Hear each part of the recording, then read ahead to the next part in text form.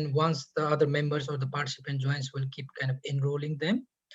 So as you can see in the program schedule, in the first of the today's session, we'll be discussing the importance of national cybersecurity strategies. As we have been deliberating since past 2 days on how cyberspace has become increasingly vulnerable, and also Professor Hong has to touch on that, how it has become increasingly important on the topic of discussion between the major powers and also the region. I mean, in particular in the East Asia region, the issue of cybersecurity has gained a lot of prominence. And in response, the states around the world have developed and adapted their strategies in order to address this evolving security threat landscape. So I think there will be more and more conversion of the state interest on to work together on the cybersecurity strategy, in particular in East Asia. So in this regard, the development of national cybersecurity has become one of the core kind of aspect of the states to define and also to address these cybersecurity challenges. So it would be important to know what are the international standards and the practices for developing such national cybersecurity strategy.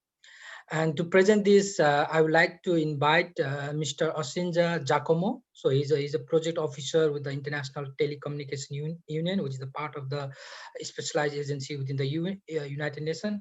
And that will be followed by the presentation from the Bart Hogeveen. He is the head of the Cyber Capacity Building Program at the Australian Strategic Policy Institute. We'll be focusing more on the challenges of the implementation of such cybersecurity strategy. So with that, I would like to invite our first speaker of this session, Mr. Giacomo. The floor is yours. Yes, thank you so much, Rohit. So good morning, good afternoon, and good evening to everyone. I'm Giacomo Assenza from the cybersecurity team of the International Telecommunication Union. So yeah, thank you, Rohit, for sharing this presentation. So let's move to the next slide, please. Thank you. So today we are going to talk about the National Cybersecurity Strategy development, and this is the agenda of my presentation. So we have a very short introduction about the International Telecommunication Union. Then we will try to define a little bit what the National Cybersecurity Strategy is. We will discuss about the guide to developing an NCS, and by the way, NCS stands for National Cybersecurity Strategy. And then we will focus on three main aspects of the NCS, which are the governance, the involvement of stakeholders, and the monitoring and evaluation activities. Next slide, please.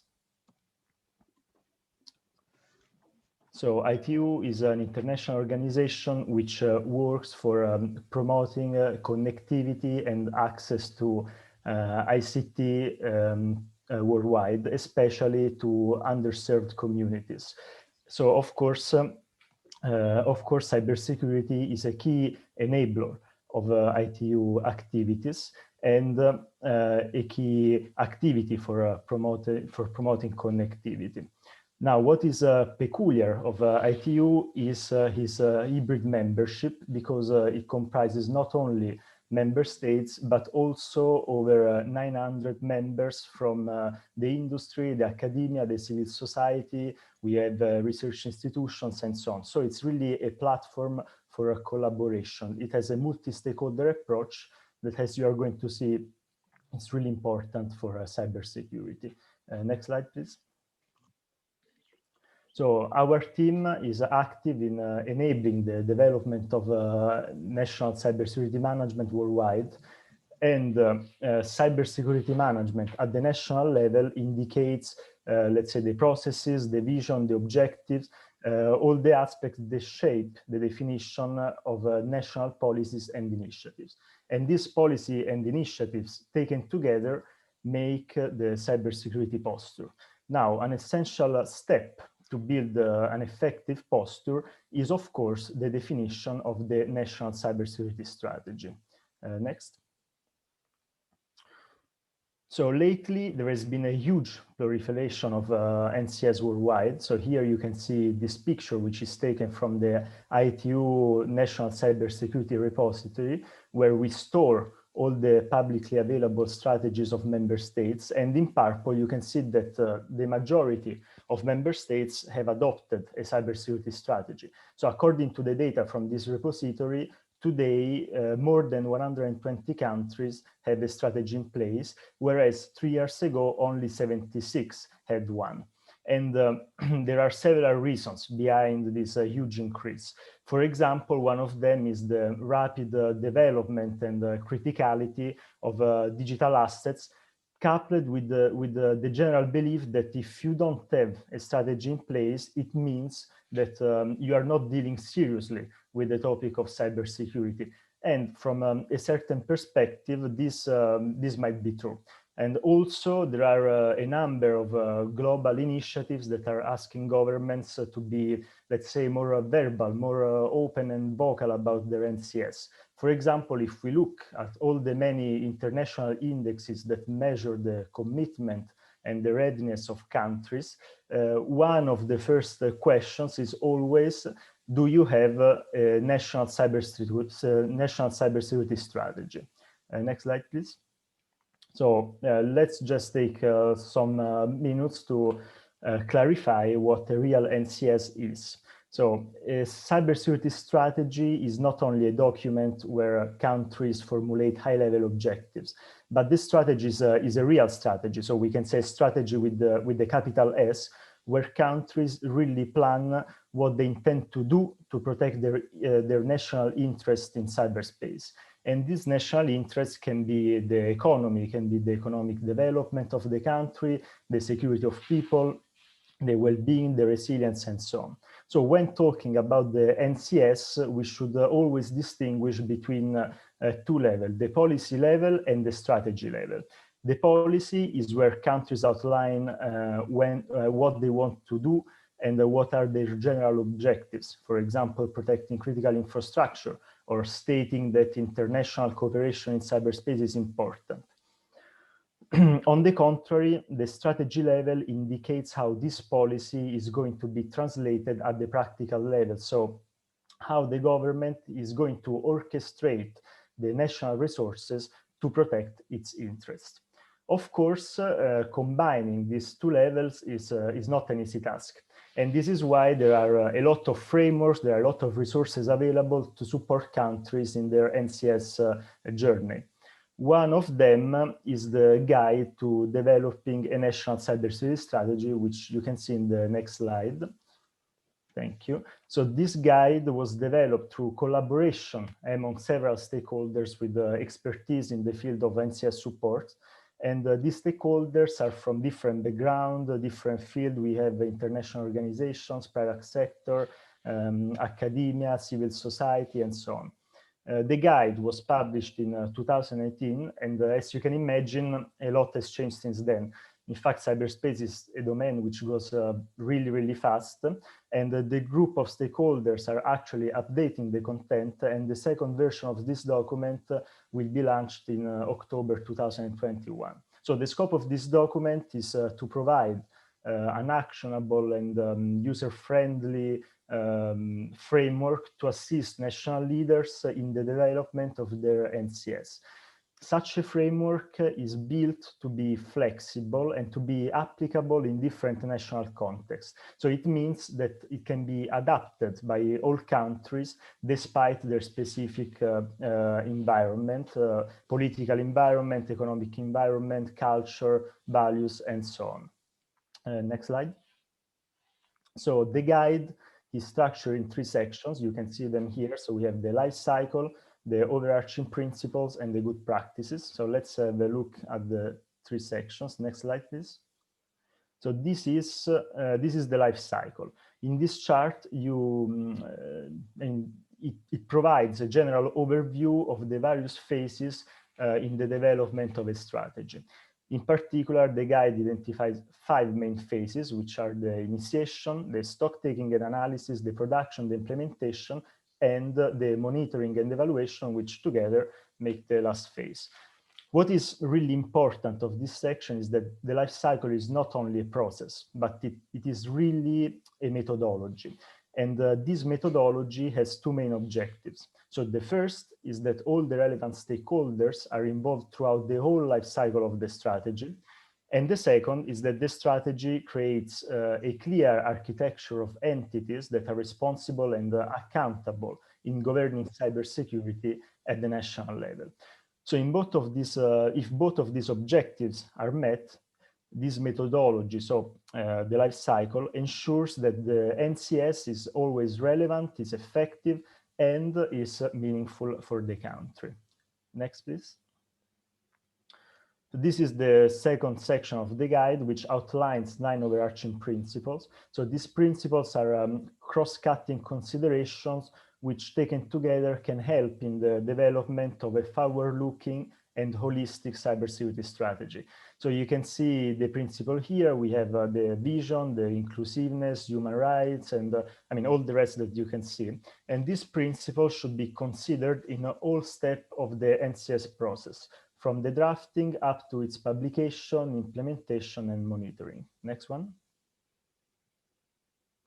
Next slide, please. Thanks. This is the third section of the guide, which provides 33 good practice elements. And these good practice elements are categorized into 7 thematic focus areas. So we have governance, risk management, resilience, critical infrastructure protection, capacity building, legislation, regulation, and international cooperation. So the good practices refer to a set of instruments, a set of approaches, or even attitude that help national leaders to better pursue the goals set by the NCS. So differently from the principles, the good practices are designed to be actionable, and let's say they are designed to be practical tips that can be easily tailored and applied to the national context. Because not all the good practice elements need to be addressed in the same way by all states. In fact, the socio-cultural environment can influence the best possible approach for the implementation of these good practices. So, for example, what is useful in a state might be detrimental in another one. So what I'm really trying to say is that it doesn't exist a one-size-fits-all approach. So this list of good practices should not be considered as comprehensive or standalone, but this is rather an indication of the elements that can be adapted according to the specific national context. So now that we have a general overview of the guide, we can move on and focus on the 3 aspects that we mentioned before, starting from the involvement of stakeholders. Next slide, please. Thanks. So there are several reasons why cybersecurity is conceived as some kind of a collaborative project. This might seem a bit weird because normally the state and the government in particular is understood to be responsible for the provision of security, especially when it comes to national security and national interest. However, the employment of digital assets has become so extensive and so critical to government, to businesses, and also to individuals that the government needs to recognize some sort of responsibility and to some extent also some sort of authority to other entities in this direction.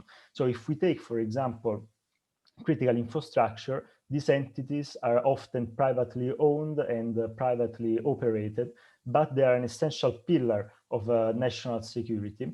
And governments need to establish some kind of relationship with the critical infrastructure operator in terms of the provision of security in the cyber domain.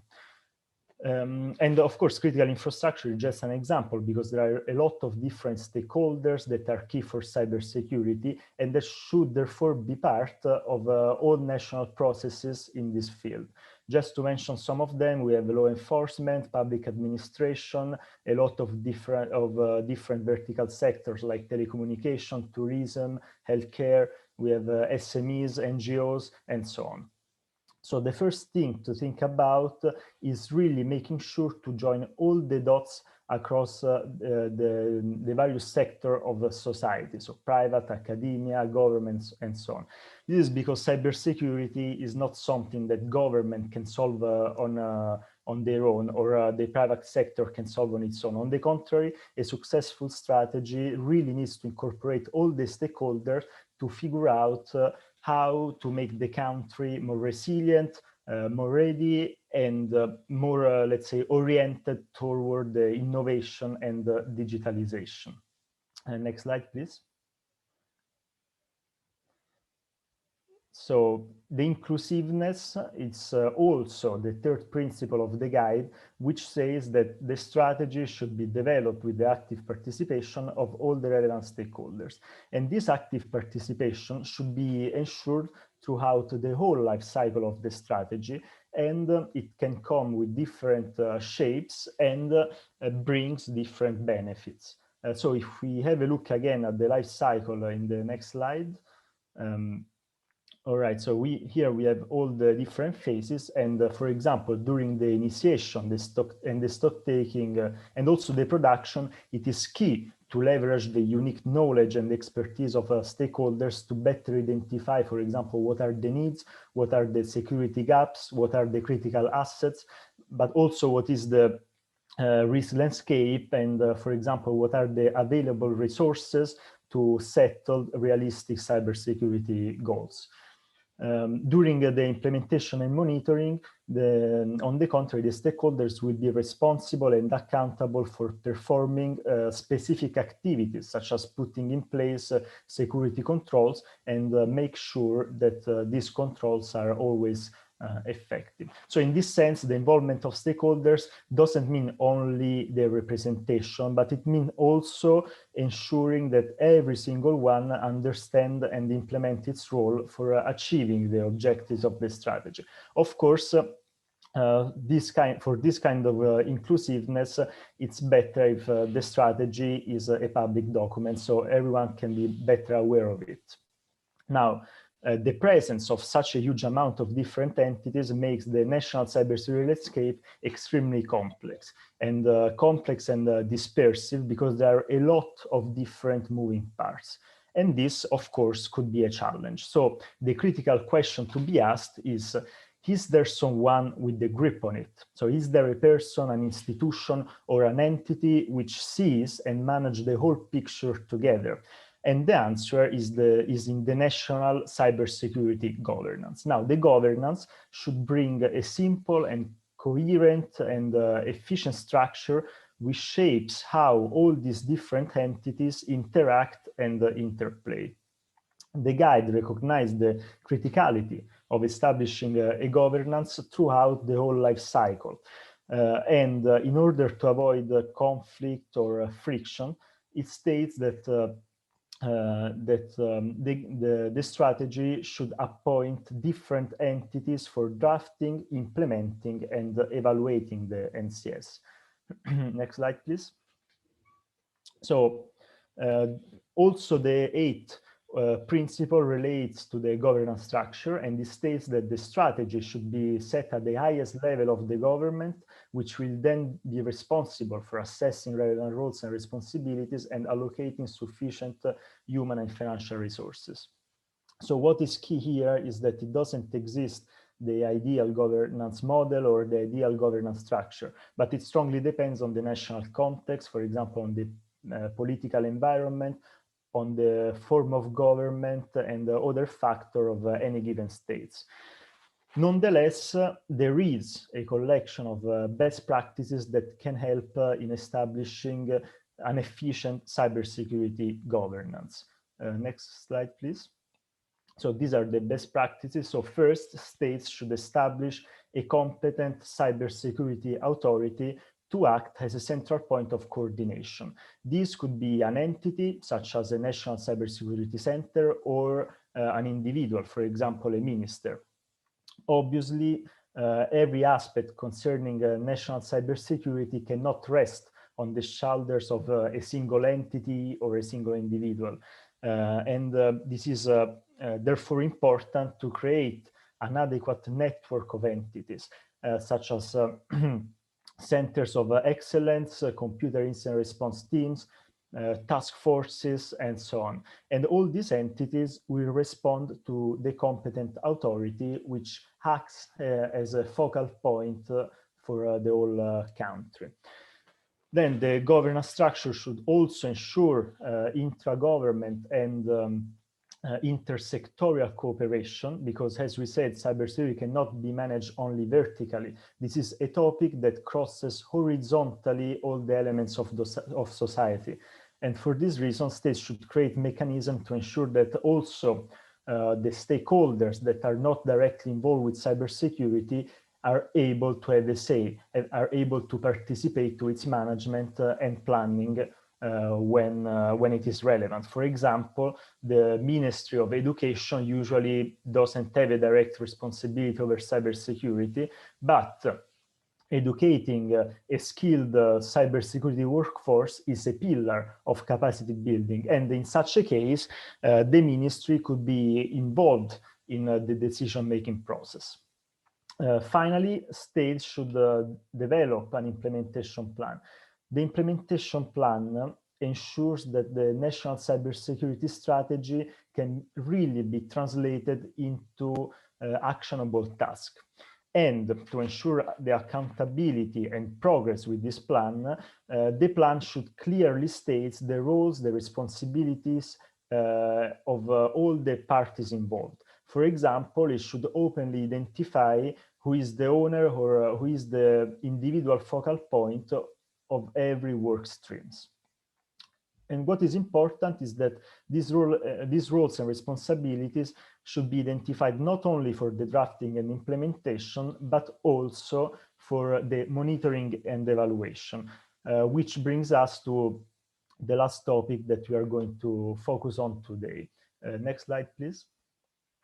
So, measuring cybersecurity is difficult. It has always been a challenge for governments, but also for companies in the private sectors. It is a challenge in all aspects of cybersecurity, because it's really difficult to prove whether cybersecurity practitioners are doing a good job. Not only because monitoring means collecting and analyzing a large amount of data that comes from unstructured sources, but also because it's complex really to decide what to look for. For example, the first indicator that comes to mind is the number of incidents or attacks. So if the number of incidents decreases, it means that the strategy is effective and cybersecurity works. So in reality, this assumption could be misleading. For example, if there are more incidents, is this because a country is getting better at detecting them, or because it is more vulnerable?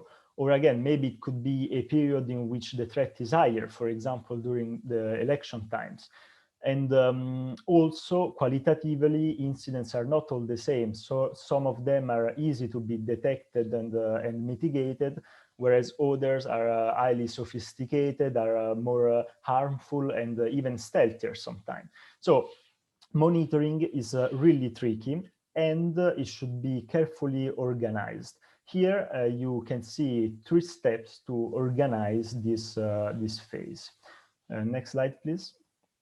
So the first one is establishing a formal process. Now, there are 2 key aspects that need to be considered for this formal process. The first is the identification of an entity responsible for the monitoring and evaluation process. And again, to ensure transparency and independence, the authority should not be involved in other phases of the NCS, but it needs to be independent and dedicated exclusively to the M&E's activities.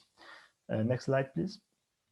The second is the definition of key performance indicators, or KPIs. So broadly, all the indicators should observe the SMART logic, which means that they should be specific, measurable, achievable, responsible, and time-related. So specific means that should always be clear what an indicator is measuring. Measurable indicates that it is possible to identify when the objective has been achieved or what remains to be done to achieve it. For example, an indicator measuring the budget spent out of the budget available is a measurable one. Achievable means that they should measure only, let's say, reasonable and achievable goals. For example, an indicator measuring the number of cybersecurity specialists that are trained by the national system is not achievable if there are no cybersecurity courses or trainings going on, because the result will always be zero, of course.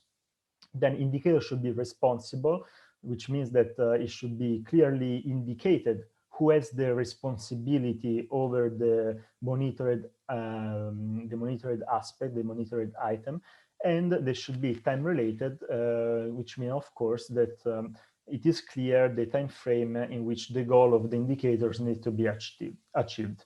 So now these indicators are useful to measure two different aspects, and it is really important to understand the difference. Next slide, please.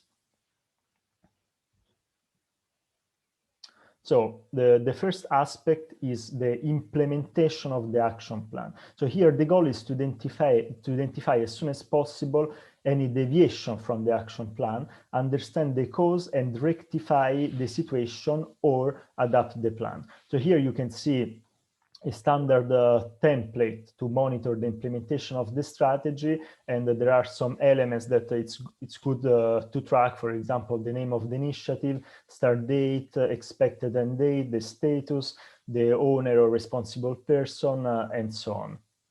Next slide.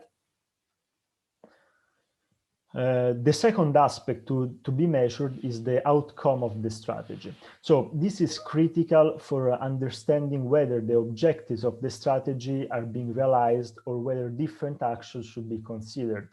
This also makes sure that the objectives of the strategy are relevant vis-a-vis, I don't know, the possible change of the cyber risk landscape. Because cybersecurity, as we said before, is a sector that evolves very quickly, and what could be a priority today can result obsolete already tomorrow. So it's important to evaluate also in this direction.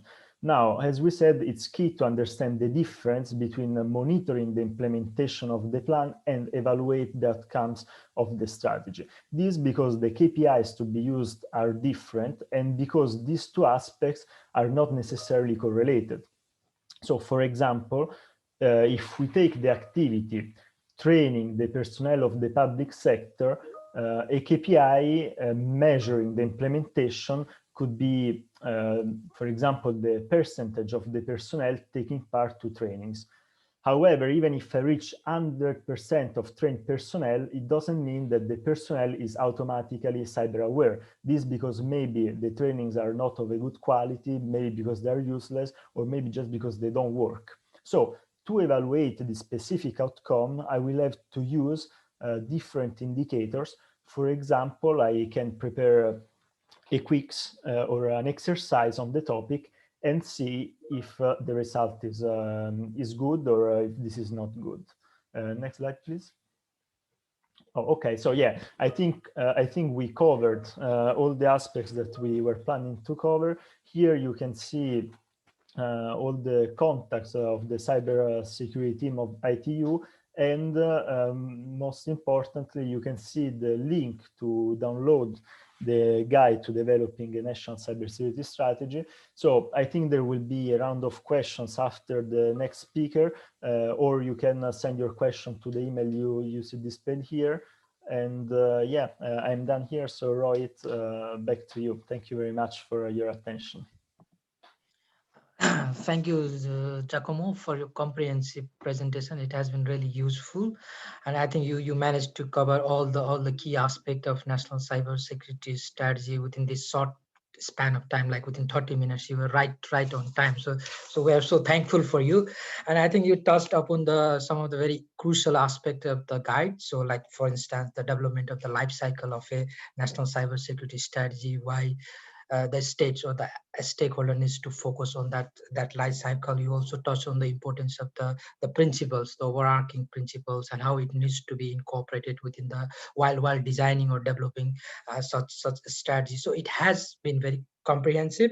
And also you talk about the involvement of both the public sector and the private sector and all the other important stakeholders in terms of designing a participatory sort of the guide.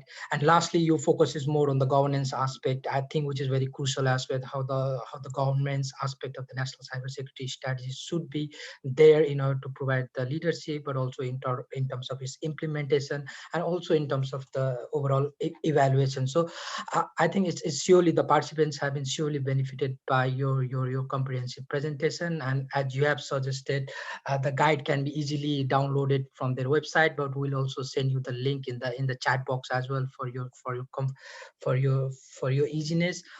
And as Giacomo also mentioned it, like if you have any question to him, please feel free to write it in the chat box. We'll answer those questions after the presentation, after the next presentation. So with that, now I would like to invite Bart Hogeveen. So he, as I said earlier as well, so he's head of the cybersecurity capacity program in Australian Strategic Policy Institute. So with that, the floor is yours, Bart.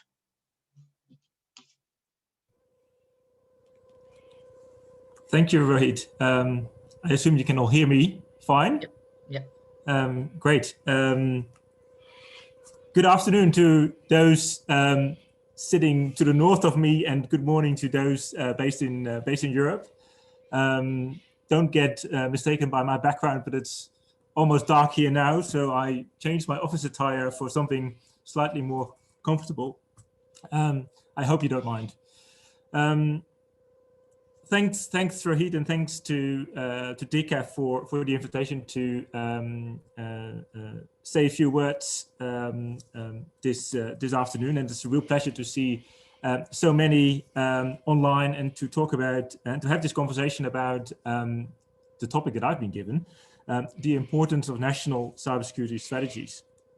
As Rohit mentioned, maybe a few words about my own background. As you mentioned, Rohit, I'm leading what we've called the Cyber Capacity Building Portfolio at ASPI, which is the Australian Strategic Policy Institute, a think tank based in Canberra, Australia, very much looking at strategic policy issues. And within the institute, we have an international cyber policy center. As you can hear, there's lots of strategy and policy in there, and that's kind of the environment where we operate in. And my program started back in 2017, so that's a good 4 years ago now. And over the last 4 years, most of our engagement have actually been abroad, not so much in, I think, the countries represented here in the call, but mostly in Southeast Asia, in the context of ASEAN and the ASEAN Regional Forum, and also partly with an organization in Europe called the Organization for Security Cooperation in Europe. And there might be one country on the call which is represented in that organization as well. So that's kind of what we've been doing internationally, developing a kind of regional cybersecurity framework. We've also been working and helping, supporting, and to an extent criticizing and assessing some of the Australian national cybersecurity strategies. There have been two now, one in 2016 and one that was published in August last year. But we've also worked with what I would call subnational governments who, in a way, have been responsible to look after their own cybersecurity. So with one of the states here in New South Wales, we've worked to develop a state-level cyber incident response strategy through a series of exercises. And we've also worked with individual government departments to look at kind of their own cybersecurity governance strategy. So you see that there are different levels of cybersecurity strategies, even within government, and definitely in a country which has multiple layers of government. what is the importance of a national cybersecurity strategy for cyber resilience and good governance in cybersecurity? I asked this question to our IT manager this afternoon over lunch, and his answer was the value of a strategy or a national cybersecurity strategy is to be prepared and not to be caught with your pants down. So it's really very much about being prepared for what may lie in front of you. And I think in that way, a cybersecurity strategy is not fundamentally different from other strategies that you may have talked about earlier in the workshop. When I was reflecting on the question, I thought, oh, that's actually a very good question. Why would you have a national cybersecurity strategy? Is it because lots of indexes ask for it, including ITU's Global Cybersecurity Index, or our own Cyber Maturity Report in the Asia Pacific? Is it because all nations that seem and would like to see themselves as fairly cyber mature have one, or simply because it looks good? And I think an honest answer would be, and I don't know for sure, but I think all of the above have elements of an answer in it. And I also asked, similar to I think what the previous speaker mentioned, for which countries actually have a national cybersecurity strategy in place, and I had a slightly different number, Giacomo. So maybe we should compare notes at some point. But let's say that the far majority of countries in the world have a national cybersecurity strategy. I think another 24, 25 are currently in the process of drafting one. And there may be still a third of countries that have not yet had any cybersecurity strategy. So I think many countries have already seen the value of having a strategy in place. What I would like to address in my talk are four things. One, I would like to talk a little bit about the story of Australia's national cybersecurity strategy that was, as I mentioned, published in August last year. I would like to reflect on what I see as is a national progression over time of cybersecurity strategies, that they change over time as countries develop their capabilities and as they become more mature and comfortable. I would like to talk about kind of four lenses of looking at the value of a national cybersecurity strategy, and I want to conclude with a few common threats that I see reflected in the majority of strategies that I've had a chance to look at. So as I mentioned, in August 2020, the Australian government launched its updated national cybersecurity strategy. And when my colleagues and I had a read of the strategy, we could not help to be slightly underwhelmed by the strategy. And that's why we asked ourselves the question, what is it that actually makes a good cybersecurity strategy or a good strategy? And we concluded, and it mostly reflects, I think, the things that the previous speaker mentioned as well, that there is some kind of direction articulated, a mission, a vision, that particular choices are articulated, whether that's from a policy nature or a financial nature, whether it gives a current assessment of the situation. So is there a common picture of the threat landscape that the strategy addresses, and whether it contains an assessment of whether the right things are done or whether the things that are done are actually the right things. And when we reflected on our sense of underwhelmedness, we had to conclude that the 2020 strategy actually ticked all those boxes, strangely enough. It had a vision very clearly to provide a more secure online world for Australians, their businesses, and the essential services upon which all depend. It presented pretty clear policy choices because government would very selectively focus on kind of the most sophisticated threats and the protection thereof, and keep the rest out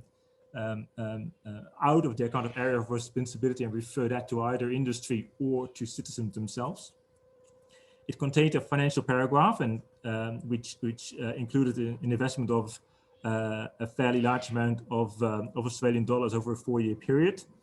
And it also provided an assessment of the threat landscape. And in this case, it was threats coming from nation states, coming from financially motivated groups, say cybercrime. It looked at issue motivated groups and individuals. I think about people trying to use the online world to spread disinformation or try to undermine social cohesion. And fourthly, they talked about terrorist groups and extremists that use the online world to make the online space insecure. The one thing that we found was really bad and probably an omission in the strategy was that it was not a national strategy. It was very much a government strategy, and even in particular, a strategy led by two single departments. In our case, the Department of Home Affairs, who looks after law enforcement, and the Department of Defense, and that's they obviously look after the protection of, the territorial integrity, but it's also the agency that oversees our National Cybersecurity Center and International CERT. Maybe we can talk about that more in the Q&A. But my main lessons from that strategy, or from this story, is really that the underlying process of getting to a strategy, and I suspect that Giacomo will agree with that, may actually be more important than the actual outcome document. The process of consultation, contestation, and dialogue really serves to have informed decisions taken from different perspectives, and serves to build a broader commitment to the strategy and its direction. And I will come back to that in a minute as well. And I think, independent of whether that's a cyber strategy, that's integral to what is generally considered a good practice of good governance and good strategy development, to be as inclusive as possible. But why I believe this is so much stressed, let's say, in the area of developing national cybersecurity strategies, is that in and around cybersecurity, there is this mutual dependency between government, industry, the technical community, and different user groups. And I think there is a fundamental difference between, call it conventional or traditional security strategies, where the government is clearly in the lead. In cybersecurity, that's different, where the government is as much a consumer, a regulator, as a producer of policy and ICT capabilities. And the fourth element is the fact that in most cases, there is no such thing as a top-down architecture. There is no real command and control. And that's also very much unlike our traditional security environment, I would say. The guidebook just presented is, I think, really helpful. But I think in reality, we also see that there is no real blueprint for what a national cybersecurity should contain, except for the process and the key characteristics, as the previous speaker mentioned. But given that the cyber domain, in particular from a public policy perspective, is a relatively new area and in great flux, a cybersecurity strategy really helps a nation to position itself in its trajectory of growth and transformation. And that's my second point. A cyber strategy is really valuable for a nation itself to posture or to present itself as in comparison to other nations. If you look at countries that have had one or more, or two or more strategies, you can almost see that there is a natural progression in the tone of those strategies. The first strategy tends to kind of focus on awareness raising within government, within its own population, within its own community. Its second strategy tends to focus already more on building national capabilities, whether that's defense, security and hygiene awareness, resilience even. A third strategy, although not many countries have yet had a third strategy or a third revision, you can expect a strategy that reflects a nation's level of comfort to operate and maybe partly to shape the cyber environment. And in the fourth strategy revision, you would really expect a country to be at the forefront of national, regional, and international policy debates. And this probably also relates to our sense of underwhelming with the Australian strategy, because we could not really see a real progression from the first 2016 strategy to the second 2020 strategy. It was kind of more of the same, or even more of less, partly to our disappointment. so those are the two of the 4 points that I wanted to raise in my talk. The third element, and I would like to take a bit of a broader perspective on this, is maybe presenting 4 lenses to look at the value of a national cybersecurity strategy. At the heart is really kind of this national cybersecurity, this national lens, and that's what I just talked about identify areas of investment for a nation to operate safely, securely, and confidently in the cyber domain, and securing very much a whole of government or even whole of nation approach, and building that multi-stakeholder support and commitment. Now, what I would see as a shell around that national core element is an international or global lens, a regional one, and a subnational one. For those of you who are following international debates, they might have heard about the negotiations that concluded last week in New York in what's called the open-ended working group on ICT developments in the context of international security. And those negotiations came up with a report that included many different things, but it also included a reconfirmation of a set of what is called norms of responsible state behavior. They were first agreed in 2015. And these are 11 norms, non-binding and voluntary, that all member states of the UN and others are encouraged to abide by and to follow. Now, the big challenge there is, what does that mean? So norms include engage in international cooperation. Don't allow your territory to be misused, your ICT on your territory to be misused. Engage in international cooperation around cybercrime and preventing terrorist use of the internet. It's a norm about ensuring the integrity of your supply chain. A norm about, which is quite contentious in the CERT community, about do no harm to computer emergency response teams. These are just a few examples. And I'm happy to provide a link as well to the whole set, if you like. But if you look at the detail of what these norms imply, and that's, I think, where it becomes really relevant for this discussion, is that there is an expectation, an implicit expectation, that each country has a policy or a strategy in place that describes how it is tackling intragovernmental coordination, how it is protecting the ICTs on its territory, how it is ensuring what I just mentioned, the integrity of the ICT projects within its own market, and so on and so forth. The norms also imply that each country has a certain capability, be that within foreign ministries, within the public security ministries, within the armed forces, to engage constructively in international cooperation and collaboration. And there is an implicit expectation that each country also has the ability to effectuate its policy ambitions in a responsible manner. In other words, a strategy outlining these elements, and most strategies tend to do that, help a nation to show that it is committed to international norms and rules, that it is a responsible member of the international community, and that they contribute to mutual reassurances and accountability at the international level.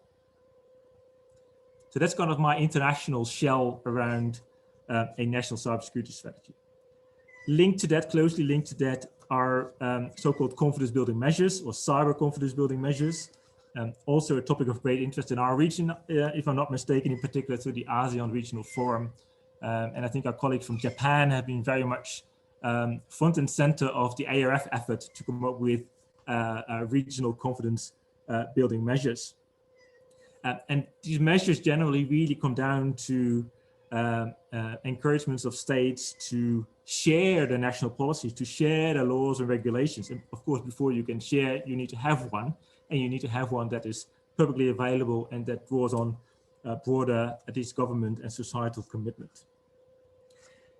And being able to share those documents, and that's the assumption, will help to better understand why certain decisions in other countries are taken or are not being taken. So for example, if you understand the Australian human rights legislation, you will understand that content moderation and the takedown of information or certain servers, no matter how problematic, is a long trajectory that follows a quite lengthy legal process. So a national strategy and the publication and sharing thereof really helps build confidence among states and prevent unnecessary misunderstandings and miscalculations. And finally, the third lens I want to introduce here, why it is important to have a national strategy, is that it also helps to articulate subnational strategies or subnational incident response strategies, especially in bigger countries or in countries with multiple layers of government. It helps a certain defining the roles and responsibilities between central government and subnational government, between government and the private sector. And it tends to articulate what's the role of private cybersecurity actors in public cybersecurity. So those were kind of the three shells, the three, I think, really important by-effects or arguments why you would expect a nation to have a nationally owned a national cybersecurity strategy to both inform what's happening domestically in depth, but also as a responsible member of the international community, be that global or be that in the nearby region. So what are the things we tend to see in a national cybersecurity strategy from a content perspective? I think a common understanding of the threat landscape, elements around research and innovation, and nations either or not having certain sovereign capabilities to defend or to protect. I tend to talk about public-private partnerships and how a country sees the relationship with private sector. International collaboration and cooperation is a very important paragraph, as well as what are the capabilities that a nation has or wants to have, whether that's defensive, whether that's in law enforcement, or in other areas. And finally, the strategy really tends to articulate the organizational structure. And in some countries that's really complicated, whereas in others it's fairly straightforward. And maybe we can talk about that in a second as well. And this also links to my concluding remark, Rohit, is what are the challenges? The real challenge in most cases is to really ensure this broad whole of nation commitment. It simply can't be a strategy by the single ministry or the two ministries that happen to have ICTs or cybersecurity in their portfolio, because it's so cross-cutting. So for instance, in the Australian situation, yes, we have a national cybersecurity strategy. We also have an international cyber engagement strategy. We also have an innovation agenda, and we have a science and technology strategy. And I think all that together is what makes, in this case, a whole of government or a whole of nation approach and commitment. In most cases, funding, sustainable funding that goes beyond IT infrastructure is really challenging, even within government departments, to make sure that funding is allocated to just departmental cybersecurity. Believe it or not, it's still a topic that's rather being shifted to that particular IT person rather than being seen as a senior level or a board member priority. Another challenge we really see is when you have different strategies, how an international engagement of a country is really properly aligned with what's happening domestically, nationally. So again, the challenge of bringing your national security prerogatives together with kind of your cybercrime fighting priorities, with the innovation agenda, and with your science and technology development focus. Also, the point that I wanted to raise, and I think Giacomo mentioned that as well when he talked about SMART, is about realistic objectives versus what's really manageable. Strategies really tend to be, let's say, promising everything, whereas the reality is, as I mentioned before, government is not in control and is as much a consumer as dependent on industry in the private sector. So what government can do is much more limited than in what I say, the traditional security domains. And finally, and this is also, I think, a point often overlooked, also in a country like Australia, where there is a bit of a natural distrust between government and industry. And even though strategies tend to kind of build bridges between them. There are different motivations why sometimes industry just doesn't want to be too closely collaborating and sharing information with government and vice versa.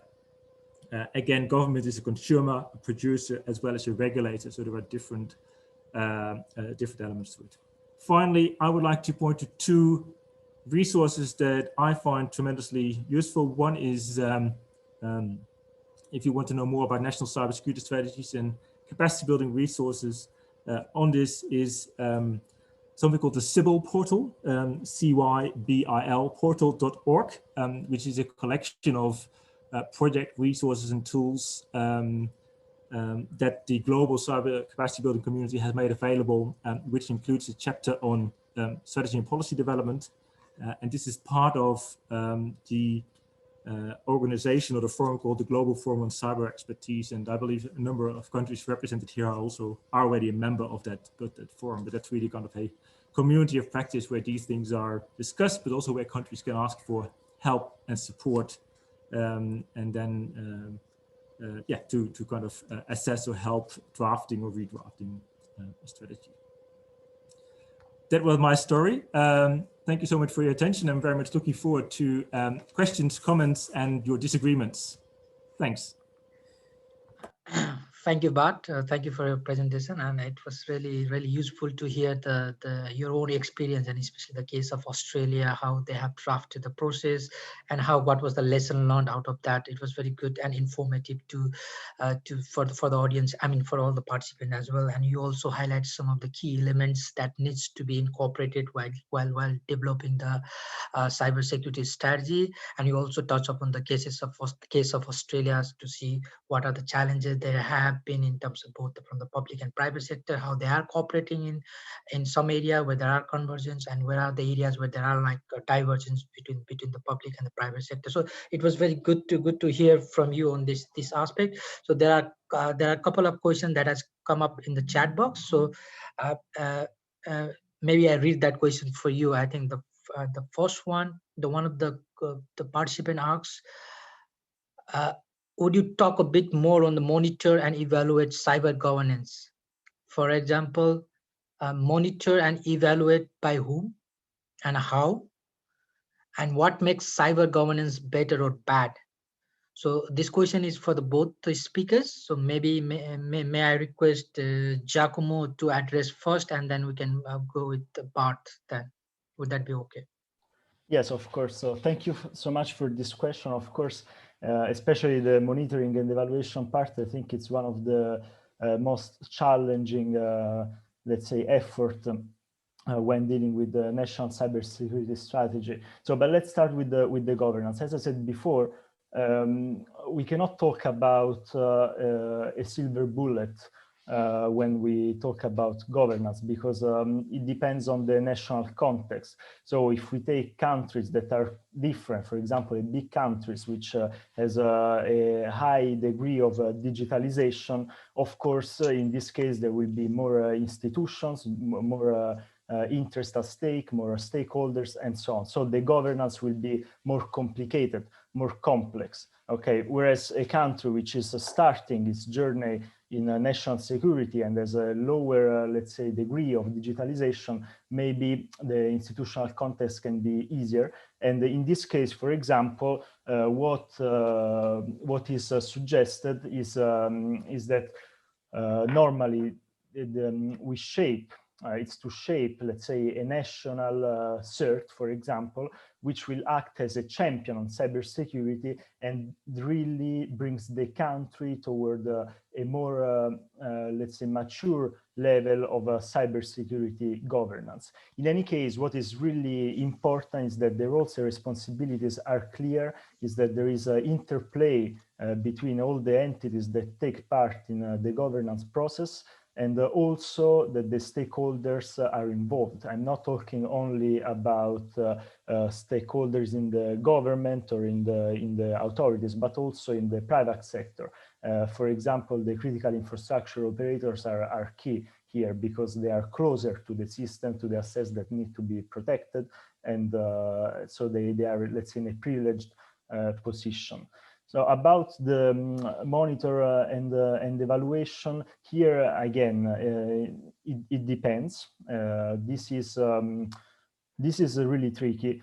So we can say that monitor and evaluation is similar to stock taking and analysis. So stock taking and analysis is before settling the goals of the strategy. There is this phase in which the lead project authority, which is, let's say, the entity which is appointed to develop the NCS, this lead project authority would collect and analyze a lot of data about the existing cyber capabilities, about the existing cyber assets, and about the risk landscape. And with all this data, it is possible to formulate goals that are relevant and that are achievable, also with the help of all the stakeholders of the country. So now, this system can be repeated after the strategy is developed, so after the strategy is being implemented,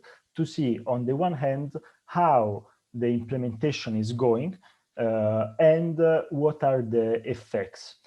In this case, how I think, I mean, by whom this is a common effort, because again, the single owners of the assets are closer to their assets, so they really know how to get data and how to conclude, how to to understand what are the trends, what is going on, and possibly what can be improved.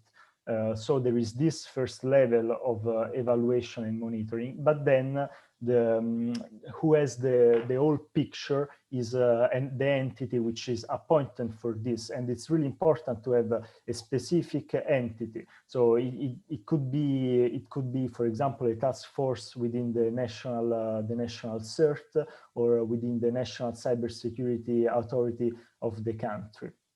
How? This is the tricky question. So normally it is really good when let's say, developing the action plan for the strategy, to think immediately about possible KPIs. An example which I think is really good is the NCS of Estonia, which is a really clear structure, and therefore every single goal of the strategy, it outlines not only the KPI to assess the effects or the outcomes of the strategy, but also the KPI to assess whether the implementation is going well or not. I really suggest to have a look at this strategy, because from this perspective, this is something quite new, but I think is one of the most mature strategies here, and it really gives an idea of how this monitoring should proceed. Thank you, Giacomo, for your response to the question. So maybe I would like to request Bart to respond to that question as well. Yeah. Sure. Thanks for that question.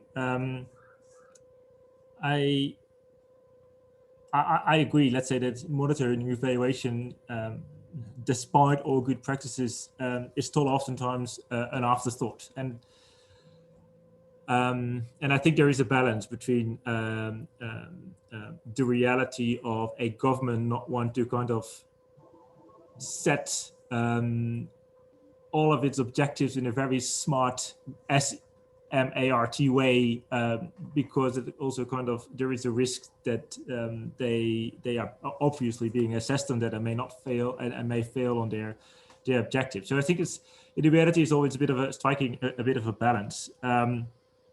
But I think if you look at the cyber governance, call it ecosystem, I think there is definitely the element that Giacomo talked about, which I maybe call, let's say, the operational cyber governance. Do you have a central authority that can assess other parts of the economy or other parts of government and is able to provide assistance and reviews?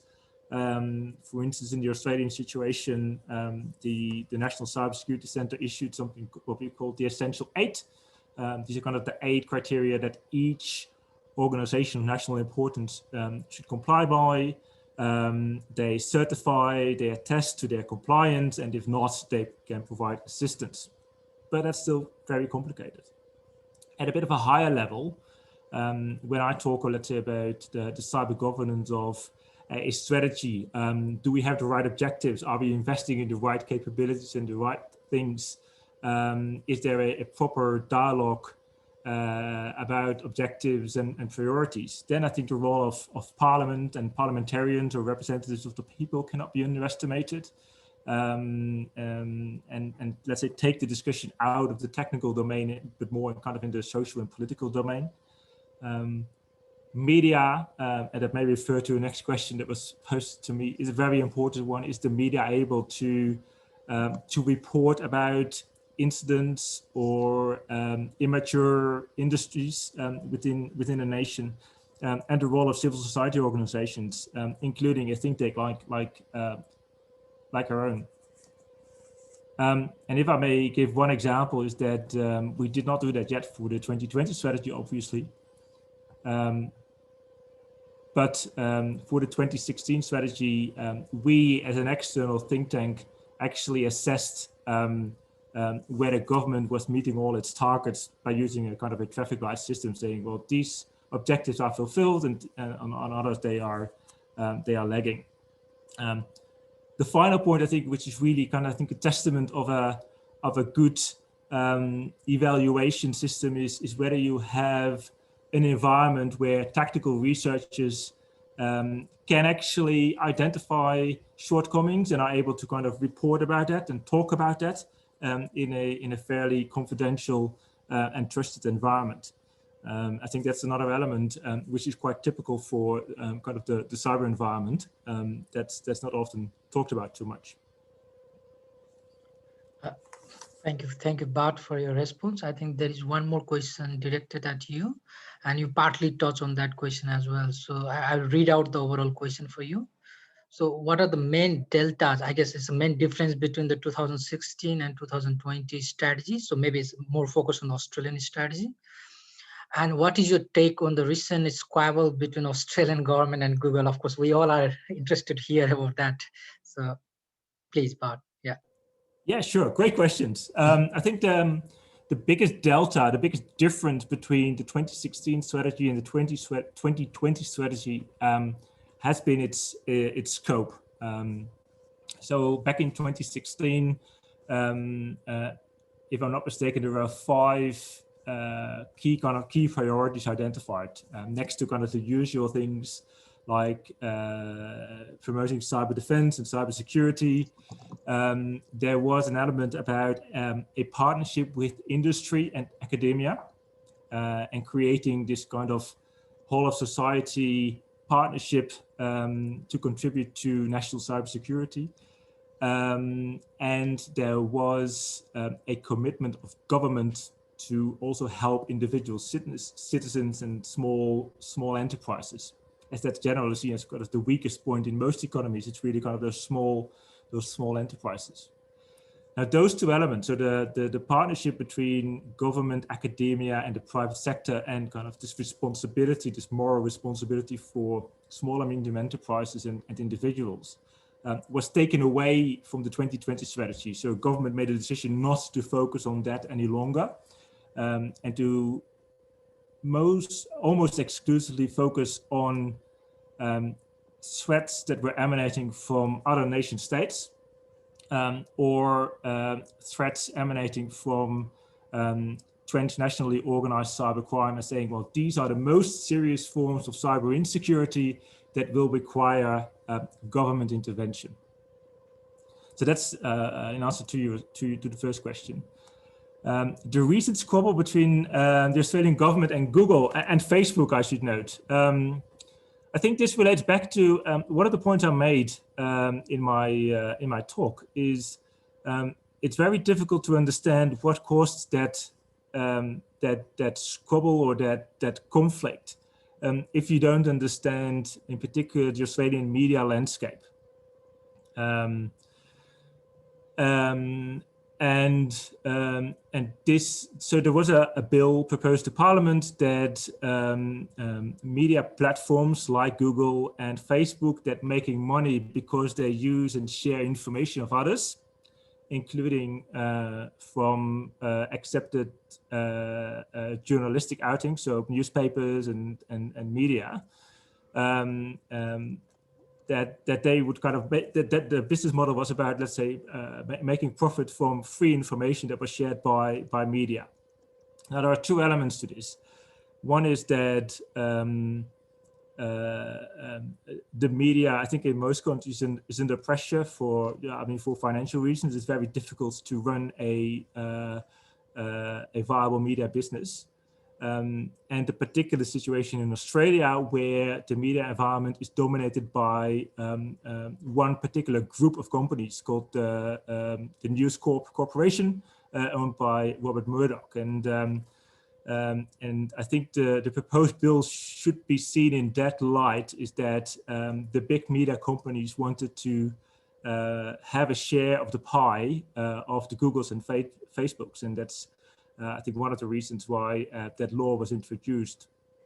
But I think it also points to a broader point, is that we see governments, the Australian one included, taking a more proactive approach in kind of setting boundaries vis-a-vis kind of the big tech companies, and saying, well, there are sort of rules and regulations that we would like you to adhere to, and that we are now slowly starting to impose as well. And obviously Google and Facebook tried to, by their decision to block access at some point, that was just part of the negotiation, I would say, and getting a bit more concessions in this case from the government.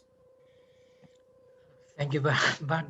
That was quite interesting to hear. Yeah, right. So now maybe I'll open the floor. So if there are any questions from the floor, like if there are particular questions directed towards Bart or Giacomo, please feel free to ask that question. So the floor is open.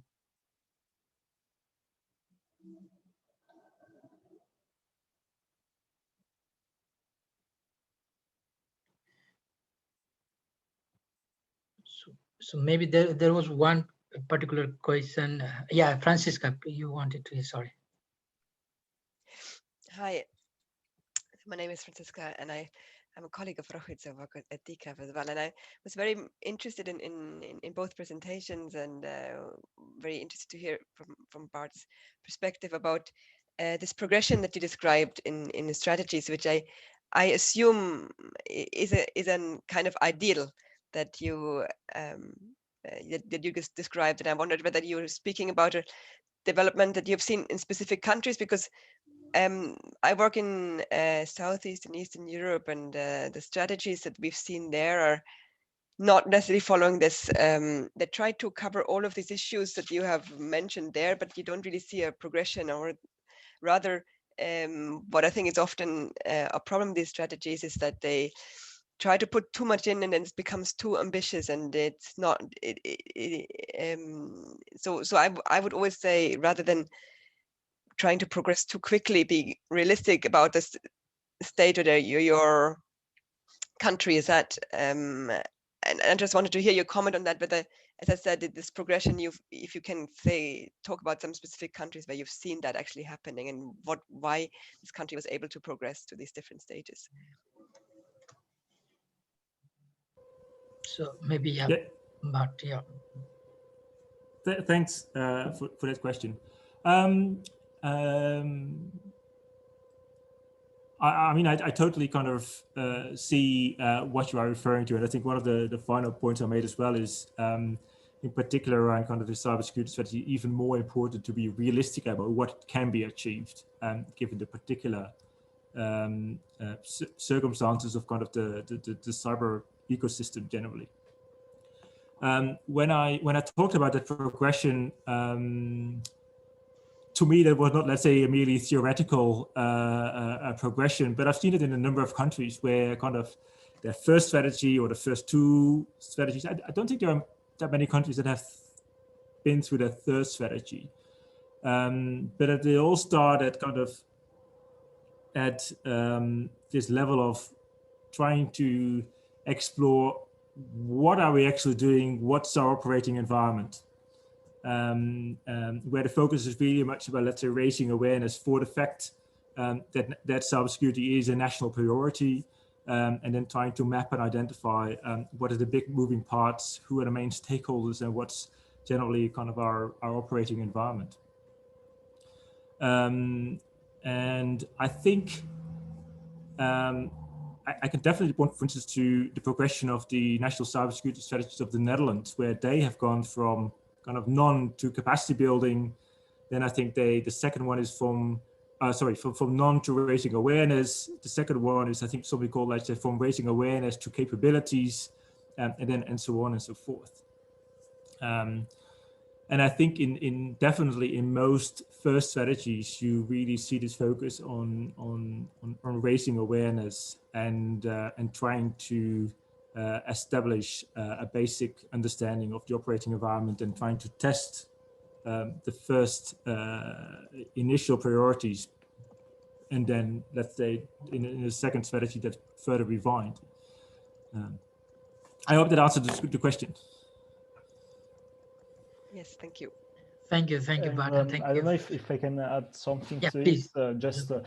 I think what the progression of the strategy reflects not only, let's say, an increase of the maturity and the change of objectives, but also let's say the cyber threat landscape, because of course some operations, some attacks, some incidents that we have seen were science fiction maybe a few years ago. So maybe when the really first strategy was developed. So for example, today we have seen kinetic cyber attacks, so cyber attacks that not only let's say go to delete some data or change data and so on, but they are actually able to create physical impacts.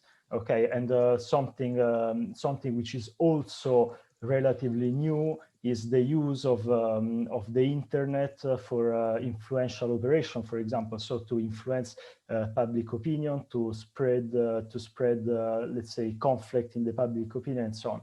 And these aspects maybe were not considered in the first strategies, but of course I believe that a country that is dealing with its first strategy certainly is going to take into account some of these aspects. So I think there is also the experience not only of other strategies, but also the experience of seeing what is going on in cyberspace and try to address all these different new threats, all these different emerging threats. And there are a lot of examples also, I don't know, artificial intelligence, for example, or big data, cloud, and so on. So these are all aspects that simply didn't exist when the really first strategies came out. So now they are definitely taken into account. Thank you, Giacomo, for your response. So we have a hand raised from Dr. Yoshizaki. So please. Thank you very much, Rohit. And let me ask a question to Bart. And I'm from NIT, National Institute of Defense Studies, which is a counterpart in Tokyo.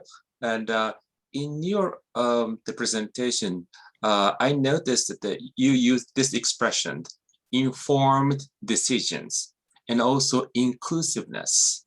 And I'm very much interested.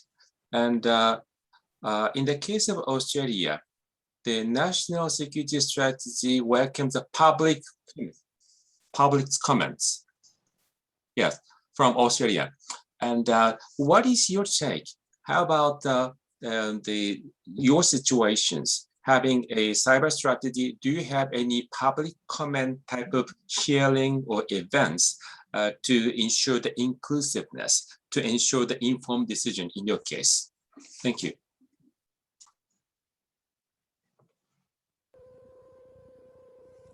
Yeah, Bart, thank you. Thanks. That's a great question, and maybe I should have mentioned that in my initial talk. So I think the whole lead-in process to the updated 2020 strategy maybe took about 1.5 years. so pretty long lead-in time to this update.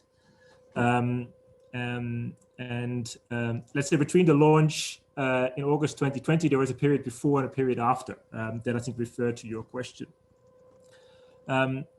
When the government task force was set up to start exploring the new strategy, they also appointed I think an independent industry panel. So there was a kind of an advisory panel comprising leaders from key industry. So from the major telcos, cybersecurity companies, critical infrastructure providers, etc., etc. And they provided their independent report as an input to the strategy. So that's one thing.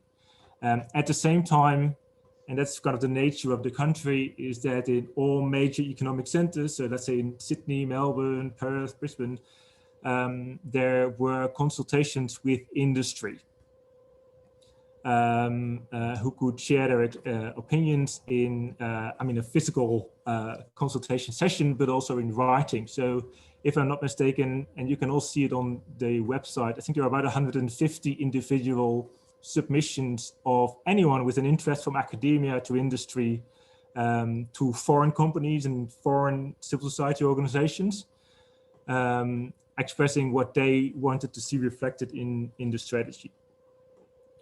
So I think that's, let's say, the inclusiveness part prior to the launch. Post-launch, the government embarked on a whole, what do you call it, a roadshow of what they've called virtual town hall meetings, explaining and hearing feedback from all critical infrastructure sectors on the proposed changes to laws and regulations. So there was a town hall meeting for all telecommunication providers. There was a town hall meeting for all different sectors of the economy. And by that, to the extent possible, they tried to create this kind of sense of inclusiveness and people having a chance to have a say and at least be heard in the development of the strategy and subsequently in developing and refining the proposed bills before they would become an act of law.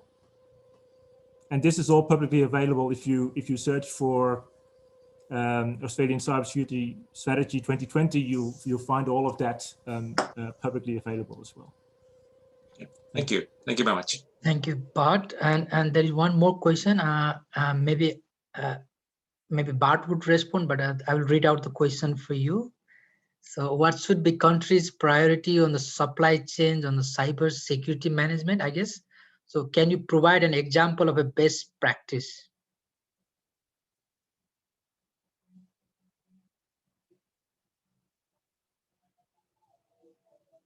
Bart, so maybe that question could be addressed by you. I'll try to do my best. I hope I'm not putting into you in a difficult position. That's all right. I'm just want to make sure that I understand the question correctly, and I'm sure my colleague from ITU is happy to fill in. So what should be a country's priority on the supply chain management? If I would kind of rephrase or paraphrase that question is, if you look at probably ensuring the security of the ICT supply chain, what would be priorities? I hate to say this, but I think it really depends on your country and your technology situation.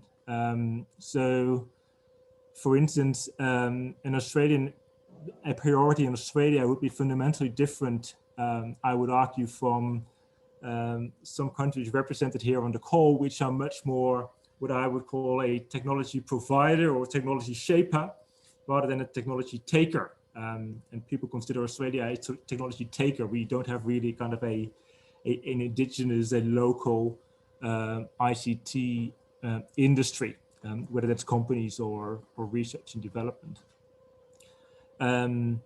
Now, for instance, the priority in the Australian case is to build some kind of basic what we've called here sovereign capabilities, which I think is similar to what's being called in Europe digital autonomy, where you want to have certain parts of your supply chain under your own, maybe not control, but under your own management, so that you're not overly reliant on part of the supply chain coming from other countries with which you may have either political difficulties or because of the economic situation, production is diversified. So in the Australian case, some kind of core infrastructure capabilities has been a priority. But also now, for instance, the debate about critical minerals and how important they play a role in the semiconductor industry and in the supply chain of all IT-related industry. Thank you, Bart. Giacomo, yeah, would you like to? So I think supply chain is something relatively new in NCS, and it stems from let's say this new phenomenon of cyber attacks that target the supply chain because they are normally less protected to reach bigger targets like critical infrastructure and so on. So this is new, but this is definitely an important issue, and there are several best practices around. So the first one is, for example, certification. So the fear here is that the products that are employed by critical infrastructure, for example, or by other critical entities, are not secured enough. So at the national level and to some extent also at the regional level, there are some certification system to prove that the products and services respect some minimum standards of security.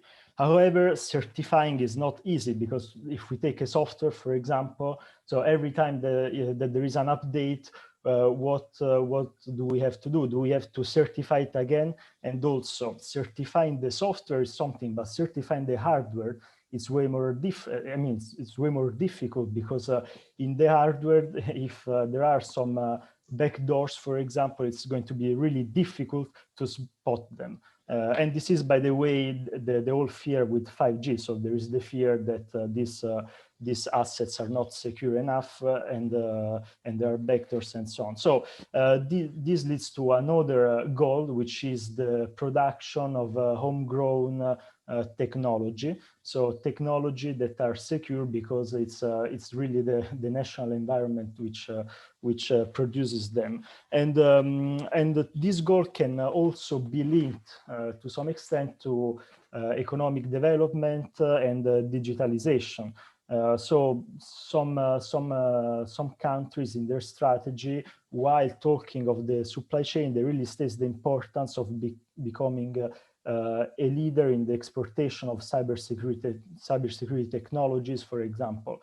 And this is super interesting because it really shows that cybersecurity is not only a cost, but it's rather an investment. So it means that if the supply chain, and normally for supply chain, we are talking about, let's say, medium and big enterprises, but not enormous enterprises. So there is a lot of competition. So if they're able to ensure specific standards of security, this could be a plus. This could bring an advantage in terms of competitiveness in the market. So this is these are, let's say, the best practice and some of the goals.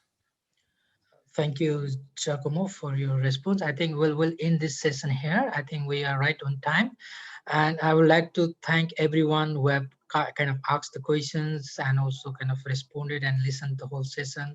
And I would like to especially thank to both the speakers, especially Giacomo, for providing a comprehensive kind of presentation on the guideline. And I'm sure some of the countries have started kind of working on that guideline or referring to that guideline. But for the participants in general, it has been really useful. I think most of our participants, they come from the background where they have part and partially was part of the national security policy designing in their respective countries.